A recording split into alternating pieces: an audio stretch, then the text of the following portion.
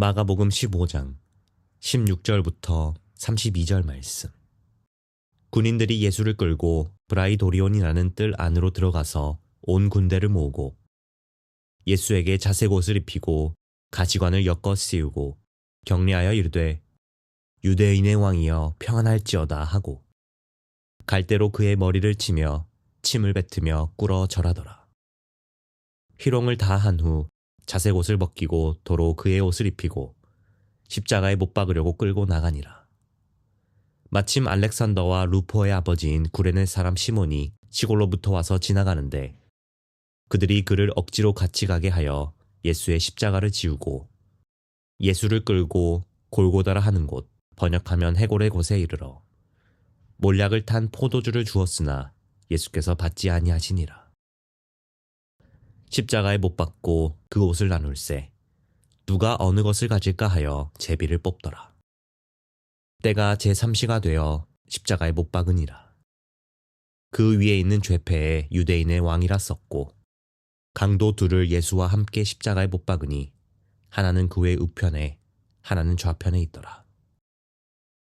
지나가는 자들은 자기 머리를 흔들며 예수를 모욕하여 이르되 아하, 성전을 헐고 사흘에 짓는다는 자여, 내가 너를 구원하여 십자가에서 내려오라 하고 그와 같이 대제사장들도 서기관들과 함께 희롱하여 서로 말하되 그가 남은 구원하였으되 자기는 구원할 수 없도다.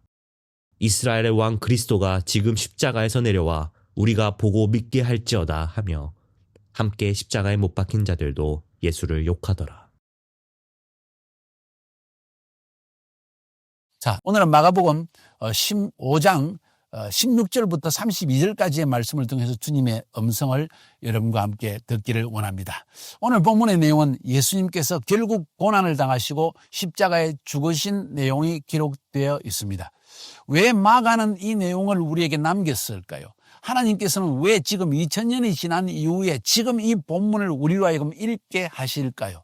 하나님이 우리에게 주시고자 하는 음성이 있을 것입니다. 우리에게 주고자 하는 메시지, 계시의 음성이 있다는 것입니다. 그것을 알아내는 것이 우리의 중요한 목적이라고 생각합니다. 성경 공부의 목적은 오늘날 하나님이 우리에게 주시는 음성을 듣는 것입니다. 자, 그러면 오늘 그리스도의 고난이 우리에게 주시는 음성이 무엇일까요? 먼저 첫 번째로 제가 오늘 깨닫는 것은 예언의 성취라는 것입니다. 가장 중요한 예언의 성취는 갈라디아서 3장 13절에 나와 있는 것처럼 그리스도께서 우리를 위하여 저주를 받은 바 되사 율법의 저주에서 우리를 속량하였으니 기록된다. 나무에 달린 자마다 저주 아래 있는 자라 하였음이니라. 이는 그리스도 예수 안에서 아브라함의 복이 이방인에게 미치게 하고 또 우리로 하여금 믿음으로 말미암아 성령의 약속을 받게 하려 하심이라. 여기 중요한 것은 기록된 바 나무에 달린 자마다 저주에 있는 자라 하였습니다. 율법의 저주를 예수님이 대신 받으셔서 십자가에 죽을 수밖에 없었다는 것. 그것은 하나의 예언의 성취라는 것을 바로 신명기에 나와 있는 예언의 성취가 조금 이루어졌다는 것입니다. 신명기 21장에 22절, 23절에 이 내용이 나와 있습니다. 나무에 달린 자마다 저주를 받은 자라. 하나님의 저주를 받았던 이유가 무엇입니까? 우리의 죄 때문이라는 것입니다. 그래서 주님은 예언의 성취를 위해서 십자가에 죽으실 수밖에 없었다는 것입니다. 그뿐만 아닙니다. 단순히 십자가에 죽는다는 예언만 기록된 것이 아니라 예수님의 예언적 부르심의 삶은 무엇입니까? 심지어 사람들에게 조롱을 받고 모욕을 받으면서까지 죽으시는 것이 바로 주님의 운명, 하나님의 부르심의 삶, 예언적 삶이라는 것을 오늘 마가는 우리에게 알려주고 싶은 것입니다. 우리의 삶에도 하나님께서 우리를 부르신 그 부르심을 성취하기 위해서 때로 모욕과 희롱을 당하기도 하고 혹은 그리스도의 복음을 위해서 고난을 받는 일도 있다는 것을 미리 상기시켜주는 것은 아닐까요? 우리의 삶도 혹시 예수님처럼 하나님의 생명책에 우리의 날수 하나하나가 다 기록되어 있는 것은 아닐까요? 우리의 부르심의 삶은 무엇입니까? 주님은 그 부르심의 삶을 성취하기 위해서 오셨습니다. 오늘 성경에 보니까 본문에 예수님이 당한 고난 혹은 모욕을 당한 이야기가 몇 가지가 기록되어 있는데 군병들이 예수님을 희롱했다는 이야기입니다. 자색옷을 입히고 가시 면류관을 씌우고 갈대를 손에 짚어가지고 다시 말해서 왕복을 입히고 왕관을 씌워가지고 왕의 홀, 지팡이를 딱 짚어가지고 유대인의 왕이여 평안할지다 하고 엎드려서 조롱하면서 욕하고 침을 뱉으면서 꿇어 엎드려 절을 했다는 것입니다. 이 모든 것이 결국은 이사야서 50장 6절에 나와 있는 예언의 성취라는 것을 말해줍니다. 그뿐만 아니라 계속해서 골고다에 끌고 가서 예수님을 십자가에 못 박고 난 뒤에 고통스러워하는 예수님에게 몰약을 탄 포도주를 주었지만은 예수님은 거절했다고 했습니다. 이것도 예언의 성취입니다. 시편 69편 21절에 그들이 쓸개를 나의 음식물로 주며 목마를 때 초를 마시게 하였다. 바로 이것을 성취하기 위해서 예수님은 고난을 계속 당하시는 것입니다. 24절에서는 십자가에 못 박고 옷을 나누어 가졌다고 했습니다. 이것도 다 성경의 시편에 기록되어 있는 내용일 것입니다. 시편 22편 18절에 내 겉옷을 나누며 내 속옷을 제비 뽑나이다. 이미 기록된 말씀 하나하나를 성취하려고 하신 것입니다. 29절부터 32절까지에서도 지나가는 자들, 대제사장들 모두가 고개를 흔들면서 예수님을 모욕합니다. 저가 유대인의 왕이라면 다른 사람을 구원하면서 왜 자기는 구원하지 못하느냐. 성전을 사흘 만에 허물고 그리고 다시 세운다는 이자야, 네가 먼저 십자가에서 내려와라, 자신을 구원해봐라 하면서 모욕했다는 것입니다. 시편 22편 7절 8절에 이렇게 기록되어 있습니다. 나를 보는 자는 다 나를 비웃으며 입술을 삐죽거리고 머리를 흔들며 말하되 그가 여호와를 의탁하니 구원하실걸, 그를 기뻐하시니 건디실걸 하나이다 하는 이런 조롱과 모욕을 받을 것이라는 것을 이미 구약 성경에 기록되어 있고, 그 기록된 예언의 부르심의 성취를 위해서 예수님은 침묵하시면서 십자가의 고통을 이겨내시고 결국 갈라디아서 3장에 있는 말씀처럼 하나님의 저주를 받아, 우리 죄 때문에 저주를 받아 십자가에 못 박혀 죽는 이런 메시아의 구속의 사역을 감당하셨다는 것을 마가는 오늘 우리에게 기록하고 싶었던 것입니다. 그렇습니다. 예수님의 죽음은 대속의 죽음이요, 단순한 죽음이 아니라 삶의 엄청난 고난과 모욕을 받으셨습니다. 보통 사람 같으면 이런 모욕을 당하고 참을 수가 없습니다. 내가 무슨 죄를 지었느냐, 그렇게 할 수 있지만은 예수님은 사람의 말에 귀를 기울이지 아니하시고 자신의 부르심을 성취하는 일에만 집중했다는 것을 오늘 본문은 우리에게 명백하게 말하고 있습니다. 자, 여기서 예수님의 고난의 의미를 다시 한번 생각해 봅시다. 예수님의 고난의 의미는 분명히 십자가에 죽으셔야 된다는 예수님의 부르심의 성취입니다. 예언의 성취입니다. 맞죠? 그렇습니다. 자, 그것뿐일까요? 예수님이 고난받은 이유, 이렇게 모욕을 당하고 피를 흘리고 고통당하고 창에 찔려서 신음하시고 그 아픔을 이겨내신 가장 근본적인 이유가 무엇일까요? 좀 더 구체적으로 우리에게 와닿는 고난받으신 이유가 뭐냐는 것입니다. 어떻게 생각하십니까? 저는 히브리서를 읽으면서 그 답을 얻게 됩니다. 히브리서 4장 14절 15절에서 이런 내용이 기록되어 있습니다. 그러므로 우리에게 큰 대제사장이 계시니 성천하시니 곧 하나님의 아들 예수시라. 우리가 믿는 도리를 굳게 잡을지어다. 우리에게 있는 대제사장은 우리의 연약함을 동정하지 못하실 리가 아니요 모든 일에 우리와 똑같이 시험을 받으신 이로되 죄는 없으시니라. 우리와 똑같이 시험을 받으셨다. 왜 시험을 받으셨을까? 히브리서 2장 17절 18절로 앞으로 돌아갑니다. 그러므로 그가 범사의 형제들과 같이 되심이 마땅하도다. 이는 하나님의 일이 자비하고 신실한 대제사장이 되어서 백성의 죄를 속량하려 하심이라. 그가 시험을 받아 고난을 당하셨은즉 시험 받는 자들을 능히 도우실 수 있느니라. 주님이 십자가 위에서 대속의 죽음을 죽는다는 것까지는 우리가 잘 알고 있지만은 그분이 이런 모욕을 받으시고 침뱉음을 받으시고 그리고 왕복을 입혀가지고 그리고 꿇어 엎드리면서 갈대로 머리를 치고 이런 모욕을 당할 이유가 있습니까? 그런데 예수님은 그 모욕을 다 당하셨다는 것입니다. 다른 말로 표현하면 사람이 당할 수 있는 모든 시험과 고통 이런 것을 다 고난을 주님이 겪으셨다는 것입니다. 그 이유를 히브리서는 뭐라고 이야기하고 있습니까? 우리가 시험 받을 때 도와주기 위해서라는 것입니다. 우리의 연약함을 다 체휼하기 위해서라는 것입니다.